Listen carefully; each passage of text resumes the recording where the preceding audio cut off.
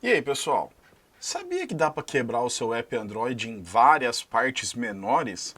E lembra que eu falei de microserviços no episódio anterior? Será que seria possível ter algo assim no mobile? Bom, quer saber melhor o que é essa tal modularização? Posso falar? Fala, Neto!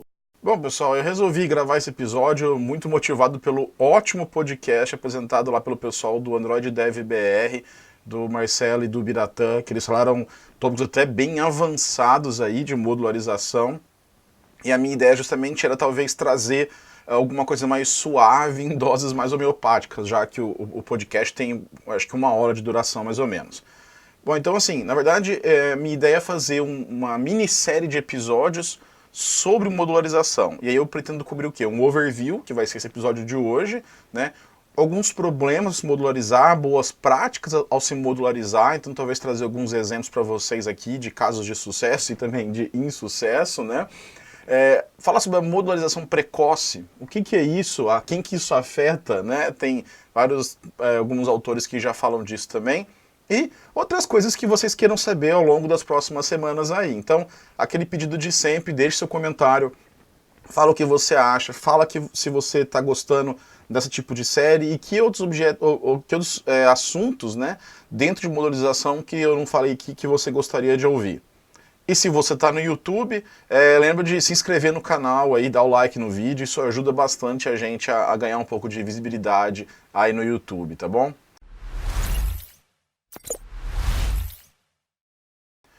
Bom, o normal para quem começa é criar um projeto, né? E aí lá vai estar usando, vai criar aquele módulo app, né? Ou seja lá o que você escolheu de nome. E a gente começa ali a fazer o código naquele projeto mesmo, né? Naquele módulo mesmo, sem se preocupar muito com outras coisas. Mas aí o projeto vai crescendo, vai ficando inchado, né? E pode até dificultar a manutenção, fazer testes, até de build, né? O build começa às vezes a demorar muito. E também você começa a ter a situação onde novos projetos usam códigos muito parecidos para fazer as mesmas coisas, como por exemplo consumir APIs, né, parte de rede, manipulação de imagens, exibição de imagem, cache de imagem, login, né, quase todo app tem login e sincronização. E aí, o que, que faz nessa hora? Ctrl+C, Ctrl+V do código, e quem que mantém isso? Aí um outro time muda, é uma zona, não é verdade? Então, uma das soluções, que eu acredito ser uma ótima solução, é modularizar a sua aplicação. Mas aí vamos simplificar um pouquinho o que é modularização. Bom, seria basicamente o seguinte: você vai quebrar seu app de uma forma que faça sentido para o seu projeto, tá? E também para tentar solucionar algum problema que eu acabei de falar, ou para mitigar uma coisa que você está percebendo. Pô, esse projeto aqui já vai crescer, isso aqui eu vou ter tal problema, então eu já vou modularizar para evitar isso no futuro próximo. E quais que são umas vantagens de se modularizar um app? Bom, primeiro, eu acho que é a questão do reaproveitamento de código entre os projetos. Isso é muito legal, que nem eu falei agora há pouco, né, gente? A Vini Mesh tem lá um módulo de login, um módulo de consumo de API. Isso são atividades muito parecidas em todos os projetos, né? Você tem lá a base URL, depois você vai ter o consumo, o parse, mas basicamente o núcleo ali que trata das requests, ele é o mesmo, né? Então por que que eu vou, imagina que você tem mais de um projeto, por que que eu vou ficar mantendo cada projeto de um jeito e outra? De repente, quando você faz um outro projeto, você melhora aquele módulo e aquilo vai também impactar os outros projetos que estão usando, sabe? Também quando você melhora alguma coisa, todo mundo vai herdar isso, então é uma melhoria contínua, né? Também tem uma possível melhora no processo de build, eu vou falar um pouquinho mais pra frente quando eu falar de formas de fazer modularização. E também, se você divide isso em partes menores, isso ajuda também na manutenção e na divisão das responsabilidades. Né? Então você pode pegar e passar uma equipe para tomar conta daquilo mais específico, ou ter uma parte de testes específicas para aquilo lá. Então você divide a responsabilidade, tanto lógica, né? Quando você também faz isso, você também vai quebrar um pouco dentro do seu app o acoplamento disso, tá? Mas também fora do projeto, assim, na vida real, digamos assim, né? Você pode pôr uma equipe, ou uma squad, igual tá na moda, né? Você pode pôr uma equipe para um projeto, para um módulo, uma outra equipe para o outro, e essas equipes se conversam, mas cada uma tem a sua responsabilidade ali, seu escopo mais definido, tá? Também tem a diminuição no tamanho da instalação do app, se usar App Bundles. Só lembrando, App Bundle é uma forma que o Google oferece para você dividir em bundles, ali, em pacotes, em módulos, o seu aplicativo. E aí a gente faz a distribuição do app de acordo com o usuário. Então, por exemplo, se você colocou imagens das 3 resoluções, o usuário tem um telefone com resolução menor, ele só vai receber as imagens daquela resolução, por exemplo. Vai ter, eu já falei um pouquinho sobre o podcast do tamanho do app, tá linkado, tanto no vídeo quanto tá linkado no post do podcast. E mais pra frente vou fazer um episódio só sobre o App Bundle, como implementar, como usar o App Bundle e tudo mais. Outra coisa que aí vem meio que na esteira do App Bundle é a questão de você poder usar o Dynamic Feature. O que é Dynamic Feature? Como o nome meio sugere, são features dinâmicas, né? Funcionalidades dinâmicas. O que é isso? Imagina que você tem uma parte do seu app que ele não é tão usado, não é tão acessado, ou você só quer dar acesso depois de uma certa condição ser atingida, tá? Nesse caso, você pode, inclusive, não incorporar esse código de início quando o APK é baixado, também diminuindo aí o tamanho do download. E aí, programaticamente, você vai perceber se precisa baixar aquele módulo, dá o comando Play Store baixa para você e você tem que ir lá instalar. Então você consegue diminuir o tamanho de instalação, mas sem perder funcionalidades que estariam no seu app ali, tá? E aí também, mais uma vez na esteira disso, também tem o In-App Update. Tá? O In-App Update é uma coisa muito legal que permite que você, se estiver usando o App Bundle, tudo certinho também, você atualize até blocos do seu app, atualize seu app sem que o usuário precise ir até a Play Store ou fazer todo o processo de atualização. Isso é muito importante, principalmente quando você tem aplicações mais críticas ou algumas áreas da aplicação que são mais sensíveis, você pode usar o In-App Update.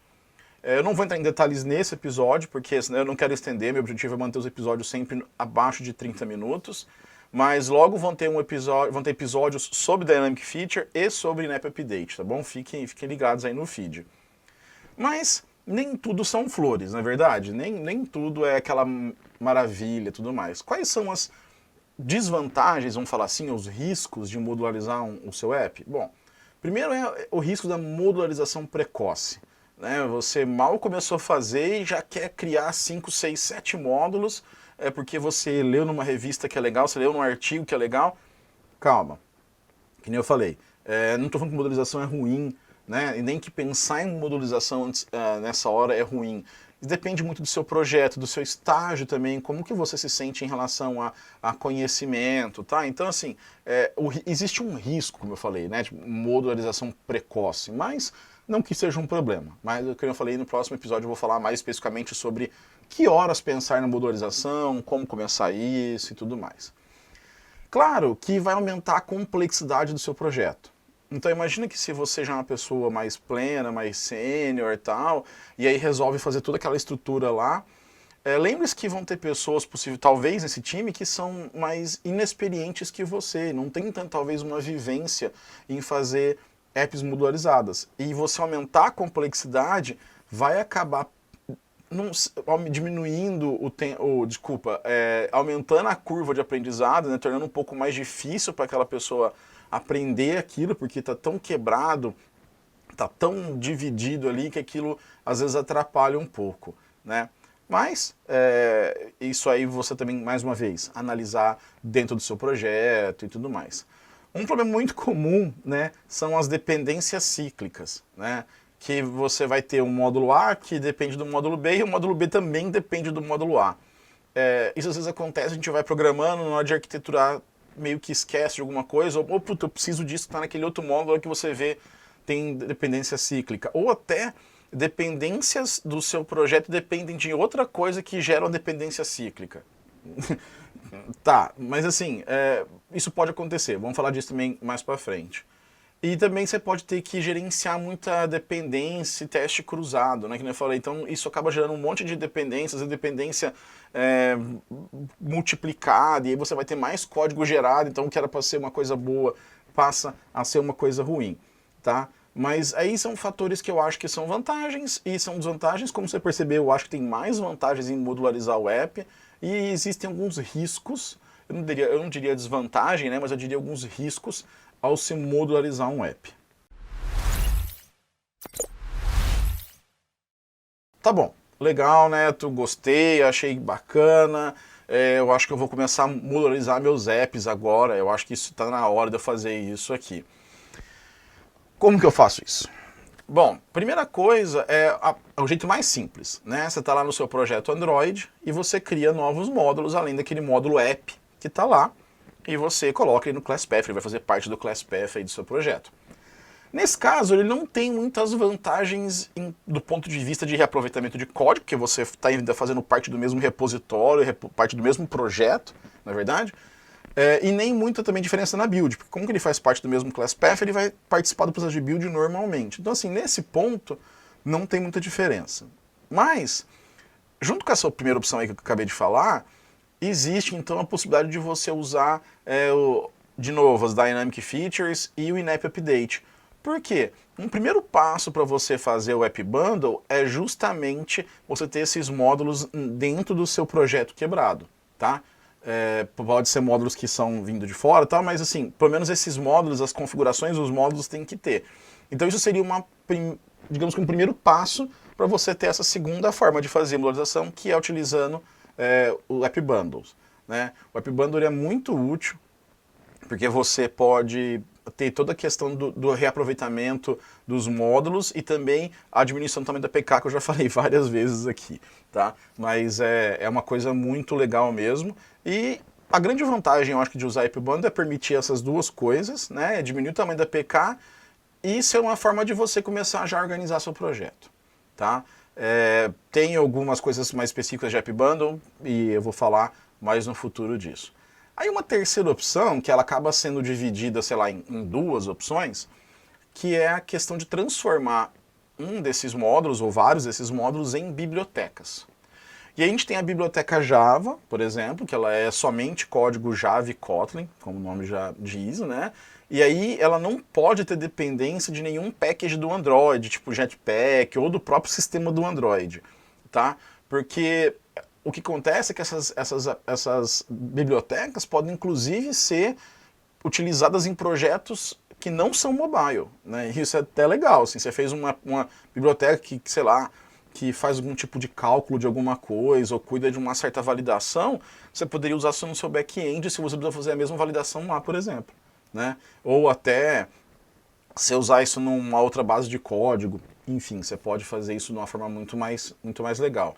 É recomendado que vocês tentem fazer com o mínimo de dependências externas. Isso é regra geralmente para qualquer biblioteca, né? Qualquer biblioteca que você vai fazer, tente diminuir, isolar essa biblioteca ao máximo para que você não comece a trazer um monte de coisa agregado que vai piorar. Se você fizer certinho, as bibliotecas Java, né, elas vão diminuir significativamente o tempo de build, tá? E principalmente se separar em blocos maiores, tal, isso é muito bom, porque aquela biblioteca ela já está compilada. Então o seu projeto ali, o core, ele vai só atualizar o que você está mexendo no projeto principal, né? E aí a outra pessoa, outro time, outra equipe, sei lá, vai estar mexendo na biblioteca, você só vai pegar aquela dependência para o seu projeto. Seria fantástico, não é verdade? E também tem as bibliotecas Android.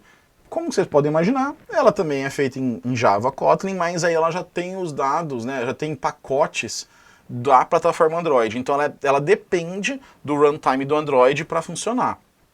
Nesse caso, ele ainda tem uma melhoria no tempo de build, não é tão significativo quanto se for só puramente Java, tá? Puramente fora da plataforma Android, né? Mas assim, já gera uma melhoria de tempo de build também, tá? Já gera assim.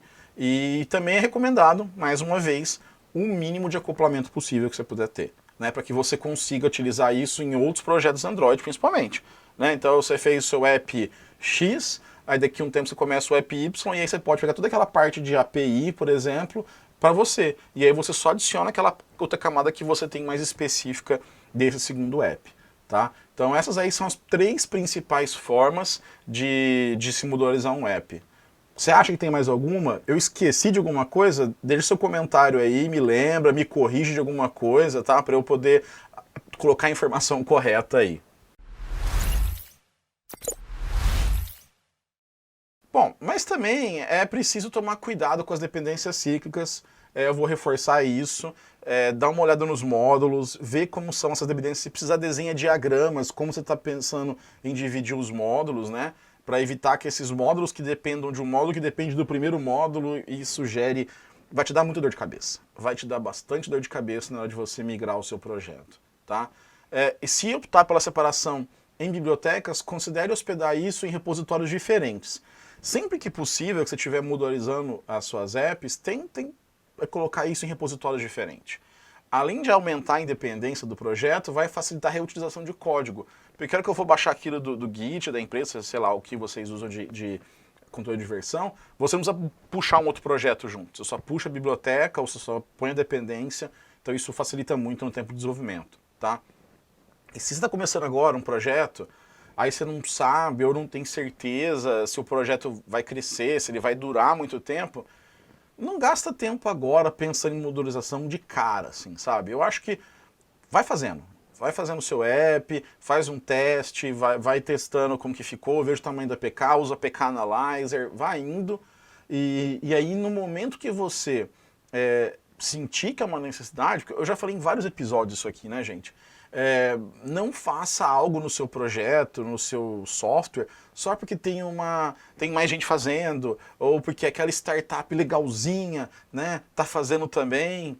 Tome decisões que sejam adequadas para o seu projeto. Se você se sente ainda um pouco inexperiente, começando, converse com outras pessoas. Tem várias pessoas na comunidade que já usaram isso há muito tempo. Tem o Slack, lá vou falar de novo, do Android Dev BR, o Marcelo manja muito de arquitetura, o Biratan também, tem vários outros lá. Então vai lá, tira suas dúvidas, pede opinião, sabe? Não é feio você dividir, compartilhar essa ideia, tá? Porque senão você vai acabar de repente tomar umas decisões muito, como você pode dizer, antecipadas, precocemente, que pode te diminuir, não que vai ficar ruim o seu projeto não, tá? Ele só vai diminuir a velocidade de entrega, por exemplo, né? E assim, uma coisa que eu costumo falar sempre, estude, busque conhecimento, já diria o ET Bilu, hidrate-se também, mas enfim, estude, veja o que outras pessoas estão fazendo, veja casos de sucesso, veja artigos, e depois também escreva o seu, mostre sua experiência, como que você fez alguma coisa, isso é muito legal, porque ajuda outras pessoas a também verem essas decisões que você tomou. E teste, sabe, não tenha medo. Pega seu projeto, vou começar a quebrar isso aqui, vou usar tal coisa. Quebra um módulozinho, vê como que ficou, compara o tempo de build. Começa com coisas pequenas, não precisa pegar seu projeto inteiro e sair quebrando em 15 módulos e tudo em biblioteca, não. Escolhe um que você sabe que ele é mais independente e comece a fazer o teste a partir daí. Acho que vale muito a pena. E aí, clareou um pouquinho sobre o que é essa tal modularização? Bom, vai ter uma minissérie de episódios, que eu já falei, então esse é só o primeiro, esse foi para dar um pontapé inicial no assunto, que eu fiquei muito motivado pelo podcast do Android Dev BR, achei muito legal a abordagem deles, passando as experiências, e eu falei, não, beleza, eu quero criar alguma coisa menos avançado, digamos assim, para que as pessoas também consigam chegar num nível legal de modularização, mesmo para quem está começando agora, tá?